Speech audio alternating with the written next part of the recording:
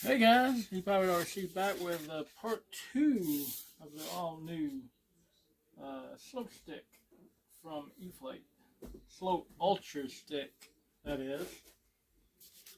So everything looks pretty good.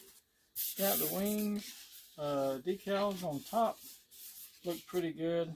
That's a little crease right here in mine. You probably can't see it. I'm not quite sure what it is.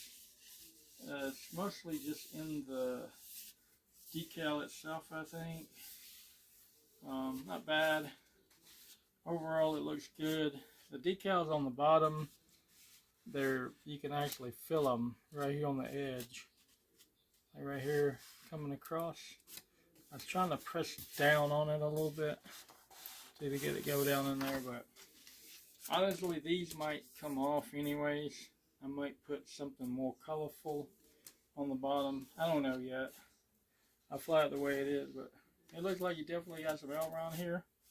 So the wing, you can take the wing tube, slide it in.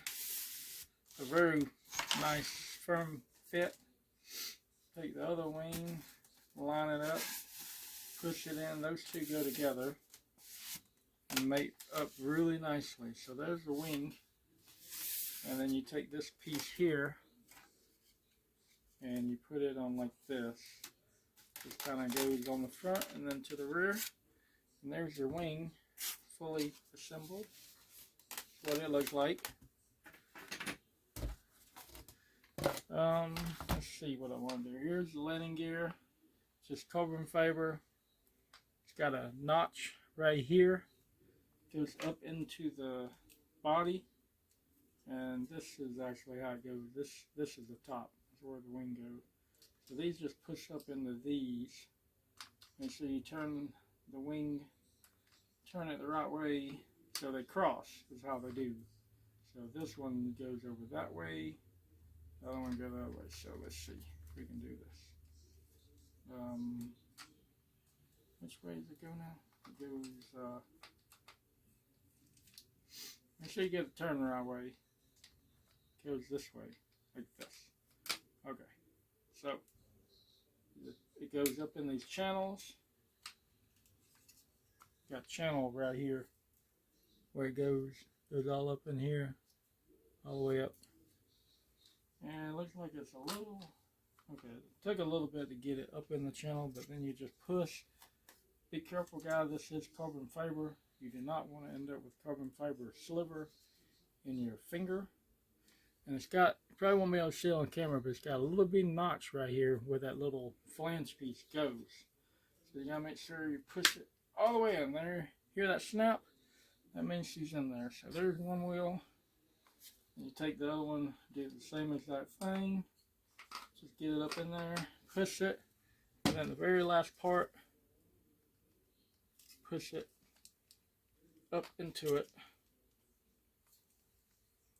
That one's definitely been tight with me. I don't think that's in there yet. It didn't make the snap. There we go. Until you hear that snap, she's not in there. So there's that part of it. Now we can do the back end here. You just take this piece here, the white piece here, goes over. You've got it's got two holes already in the thing. Actually, they go in from this way, the screws do. So get your bag of parts out, this bag here.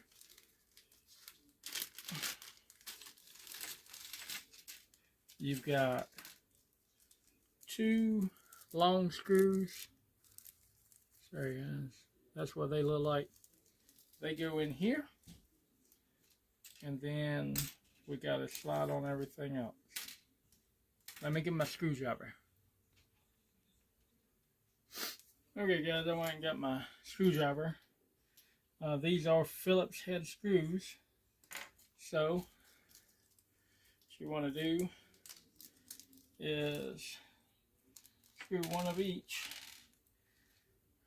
into your boom. I just realized I'm off camera, so I'm sorry. Here we go. So, yeah, you got two screws. You got one here. Trying to get this where you guys can see it well. One screw here. and one screw here. And the boom's already got screws in for it. So you just line up your holes. The boom piece slid in very nicely. So this should go right on in. I think I might need a bigger bit.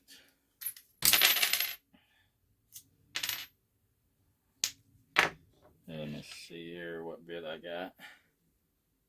Find something that fits on it a little nicer. Just get it started. Sorry guys, I have a bum thumb. I cut myself today on a table at our club meeting, so kind of working a little injured here. You should be able to get the screw started. It should go right through. Well, I say that. You can mindfully hold it up to light. Make sure you got it lined up with the screw. Make sure the hole's lined up like this. I have to play with it a little bit to get it perfectly lined up.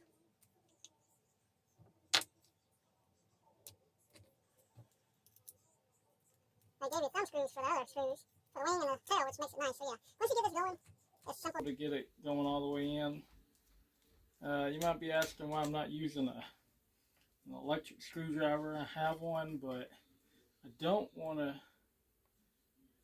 strip out the threads on the other side of this, because it is, if you see, it's just plastic. Right here is plastic. Right here and here where the screws go. So you don't want to sorry about that guys. You don't want to over tighten that at all. So now that I've got that one almost all the way in, I'm going to go ahead and grab the other screw and we'll get it started in the other hole, just to make sure it does go in. These screws are pretty tiny guys, so don't lose them. I ought to have a towel on my workbench here just in case I did drop it, it wouldn't bounce everywhere. So for anybody's wondering, these are digital servos. They're, of course they tell you on the info, the plane, but they're so tiny they're hard to see. They're A3451, I think.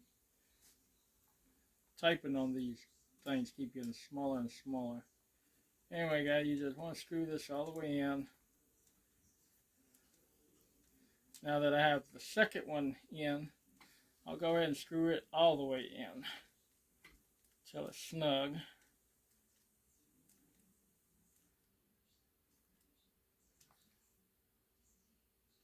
And then I'll go ahead and do the front one same way.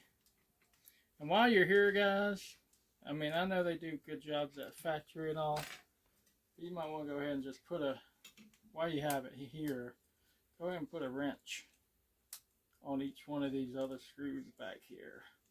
So you got two more here. Hopefully you can see that here and here. So just, you know, see if they'll turn. Those are pretty snug. There's actually more here. Every one of these spots is going to have a screw probably. That one feels tight. That one feels pretty good. One for the receiver, for the speed controller feels good. There's one for the landing gear. Just, you don't want your plane falling apart, guys, on the first flight. So it's just something to get into. Normally on a new plane like this, I go ahead and go over every single screw that I can get to. And all these only screw in for one side and it holds it on the other side. So, okay, at that point, is you just hook the wires up. And so you have a silver looking line on one of these. I hope you can see that. And you have one here. So these two go together. Just make sure you connect your positive and positive, negative, negative. So that one's plugged in.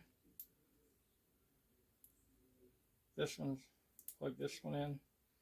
Make sure you got brown to brown what would it be? Yellow to yellow. And then they got this little channel right here where you can tuck these up into. So let's see how you do this. Just kind of clip them in, kind of snap in place, kind of help hold those in so they don't just wander around. It's nice that they gave you that little channel. And then these here, you can just kind of tuck them kind of underneath there. Okay, that part's done. That should be the hardest part to it, guys. So if I remember correctly from the video I watched, you slide your tail fin on first. Slide it in. It just goes right on in.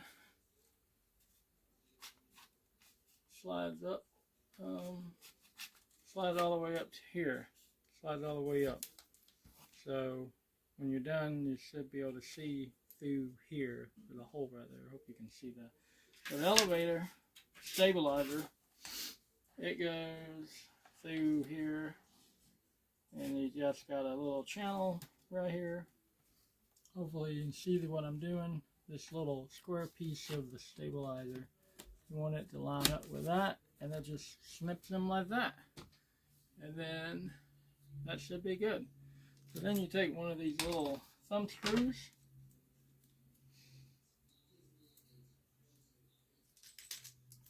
I think all of these screws, the little rubber things in here.